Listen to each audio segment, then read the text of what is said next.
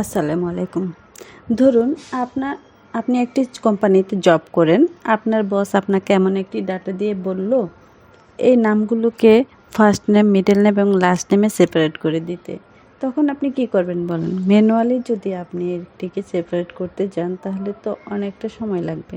আপনি যদি একটি একটি করে নাম টাইপ করতে যান, যেমন ধরুন MD, আমি যাব যে দেখেন আমি মিডল নেম লিখব KAMRUL, কামরুল ইসলাম, আবার ট্যাব দিয়ে আমি ISLAM, কামরুল ইসলাম। আপনি এইভাবে টাইপ করতে চান তাহলে আপনার অনেকটাই সময় নষ্ট হয়ে যাবে বা সারাদিন লেগে যাবে।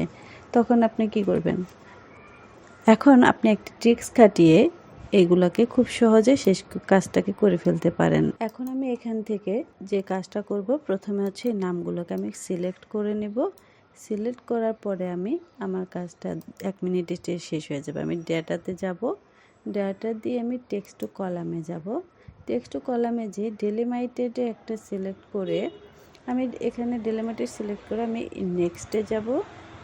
তারপর আমার নামগুলো কিভাবে সিলেক্ট করা আছে, লেখা আছে স্পেস দিয়ে, কমা দিয়ে, না ট্যাব দিয়ে, সেমিক্লোন দিয়ে, আপনার যেভাবে থাকে, অনেকের হাইফেন থাকে, আদার্সে যে আপনি লিখেও দিতে পারবেন এখানে।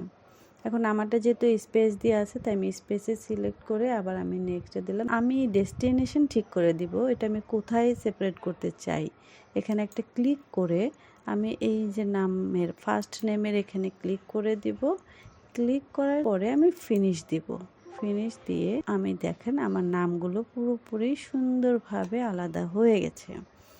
এভাবে কাজটা করলে আপনার অনেক কম সময়ে কাজগুলো সুন্দর করে শেষ করে নিতে পারবেন।